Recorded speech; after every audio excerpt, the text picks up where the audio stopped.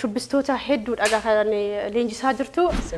Ayyee kilipii meeqadha kan isin hojjettanii jirtanii? Baay'eedha. Naannoo dhibbaa olii qaba. Haala leenjisummaa keerraa wal qabate maal haa eegnu maal sirraa eegnu? Rukuttaa Shawaa Wallaggaan oduu hojjedhettee rukuttaan isaanii adda. Namni tokko shubbisa baruuf maaltu irraa eegama? Koo jedhee biiftuu Oromiyaati. Morma walii. Jechaa jira? Sezijan kalaan keeshaa maadok sezijan muddamiini jabuu tana dura.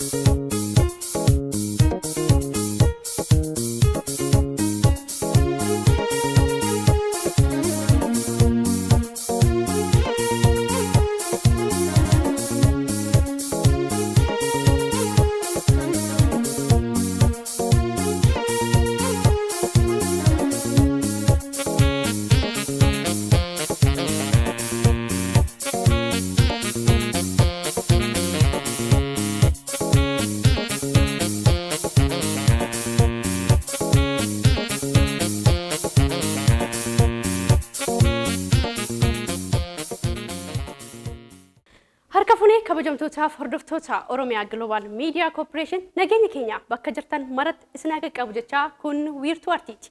Egaa wiirtuun artii keenya har'aa immoo gara magaalaa Bishooftuutti imaluudhaan garee shubbistoota of the news waliin ta'uudhaan egaa namni tokko shubbisa baruuf maal gochuu qaba? Egaa shubbisa baruuf immoo haala akkamiin shaakaluu qaba kan jedhu hanga xumuraa sagantaa keenyaatti kan simbiraan qaqqabsiisnu ta'a. Isin hanga xumuraa sagantaa keenyaatti nu daawwachaa nu waliin turaan affeerraa keenya. Qophii kana qopheessuudhaan isin waliin kan turu ani Boontuu Dastaati. Gamoo geessa kaameraatiin Caalaa Rundaasaa nu waliin tura.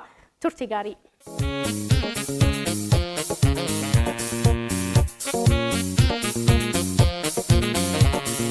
Hayyee jalqaba irratti eeyyamamaa ta'uu keef guddaa galatoomii daawwattoota koo faana wal naaf bari.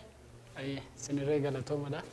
Ani maqaan koo Bajigaa Gammachuu naan jedhanii shubbisaadha. Garee Uftaan Nus keessatti leenjisaadha. Hayyee egaa akkuma beekamu har'a ati leenjisaadha. Shubbistoota hedduudha kan leenjisaa jirtu. Jalqaba irratti namni tokko shubbisa baruuf maaltu irraa eegama? Hayyee shubbisa nama tokkorraa shubbisni wanti eegamu inni guddaan fedhiidha. Fedhii yoo qabaatte waan sana hojjechuu dandeessa. Inni lammataa shubbisa qabachuudhaaf immoo ispoortii si barbaachisa. Ispoortii hojjetteet qaamni kee gahii kame kara shubbisaa seenta. Kana jechuun jalqaba irratti namni tokko gara shubbisaan deemiin qaama isaa sochii ispoortii hojjechuu qaba shaakaluu qaba jechaa jirta. Hayyee egaa bareedaadha. Egaa har'aanis na shaakalsiistee egaa shubbisa godina Oromiyaa egaa barree gallaa jechuudha. Simbalsiisa. Hayyee namoota hammamiidha kanatti leenjisaa jirtu? Miseensa meeqa kanatti qabdu? Miseensi baay'eedha. Naannoo dhibbaa olii qabna jechuudha. Egaa warroota leenjisaa jirtu kana keessaa kilipii meeqadha kan isin hojjettanii jirtanii hanga ammaatti maal fakkaata? Kilipitti ba'uun dura ogummaa si barbaachisu hunda yoo guuttatte kilipitti baata. Kilipii 3-4 hojjetan amma tokko waan jedhani.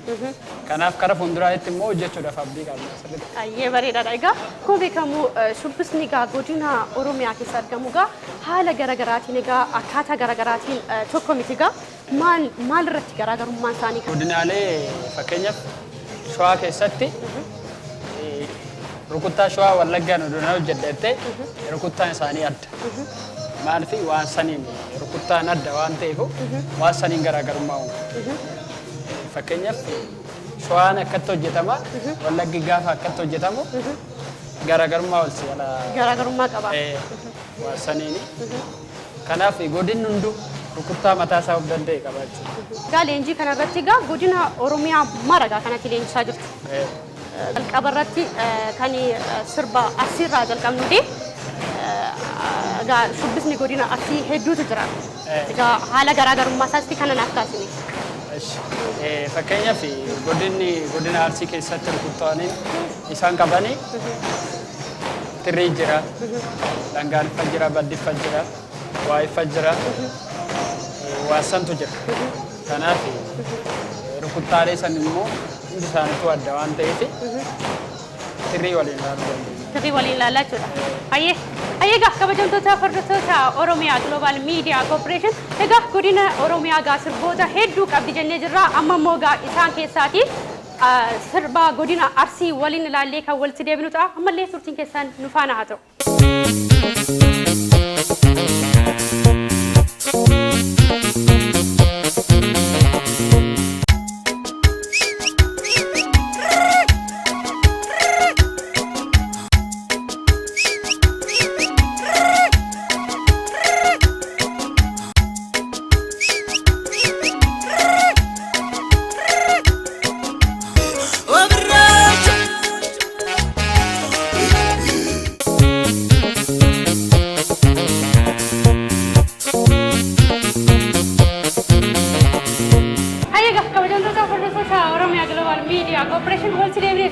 Akkuma beekamu gaa sirba aadaa naannoo Arsiitti shubbisa sana gaa amma shaakallee kan walitti deebine egaa anis muraasa baruuf egaa yaalii taasiseetan jira mitire.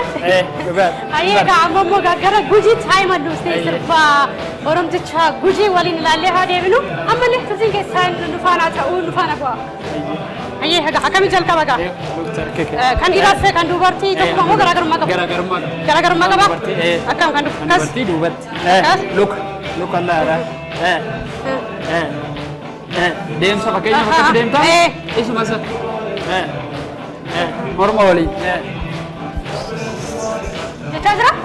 Anarraa buute barree obbiran soole balloo qabattee oolin malee. Obbiran soole balloo anarraa fuutu marree. Rafuutu marree. Silaalooyo oola silaalooyo oola sirbituu akkoo silaalee. Silaalooyo oola silaalooyo oola sirbituu akkoo silaalee. Silaalooyo oola silaalooyo oola sirbituu akkoo silaalee. Silaalooyo oola sirbituu akkoo silaalee. Dabalataan immoo ogummaa bareedaa kana fudhadhee dabalataan koo jedhee biiftuu Oromiyaati. Baandii biiftuu jechuudha. Egaa amma immoo gara Wallaggaa adeemnuti. Wallagga keessatti egaa shubbisa gosoota hedduutu jira egaa. Maal faatu jira kanarratti raafasee? Wallagga keessa kumkummee jira. Geelloo jira. Iyyaasa jira. Waan kana jira jechuudha. Warroota kana jira jechuudha. Gara godina Jimmaatti gaafa deemnu immoo isaanis egaa kan gosa hedduu qabu jechuudha. Maal faadha isaa? Isaan gattumee jira, waltumee jira, sussuute jira, qomaan qaba jira. Baay'ee jechuudha. Hedduudha jechuudha. Kana keessaa egaa muraasa waliin ilaallaa jechuudha kan godinoota lamaan kana. Hayyee turtiin keessan ammallee nu faana ta'uu affirraa keenya.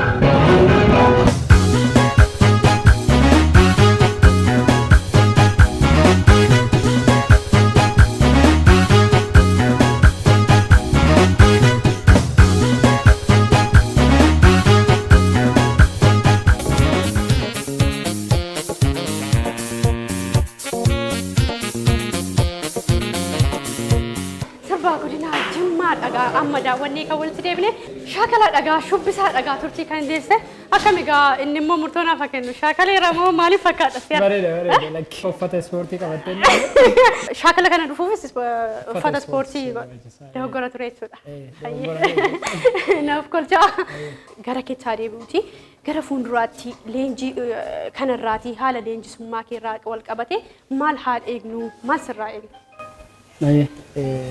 ani leenjii eegana galee reef waggaa tokkoo fi ji'a sadii kanumarra immoo leenjii koo cimsee jechuun bakkee guddaa gahuudhaaf hawwiin qaba nan gaas immoo kanaaf bishooftuu qofatti waliin ta'e babal'isee iddoo magaalaa hundattuu hojjechuudhaaf yaada kooti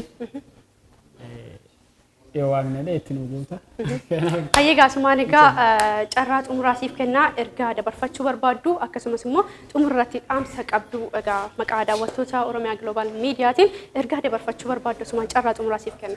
Namni baay'ee shubbisa mana taa'ee gaafa laalu waan salphaa fakkaata. Shubbisa jechuun baay'ee waan ulfaatu. Kanaaf warra mana taa'ee ilaaluuf shubbisa dhuftanii akka leenjitan aartii keenya kanuma caalaa akka guddate bakka guddaa gawwawwiin qaba. Ani yaadni ni qofan.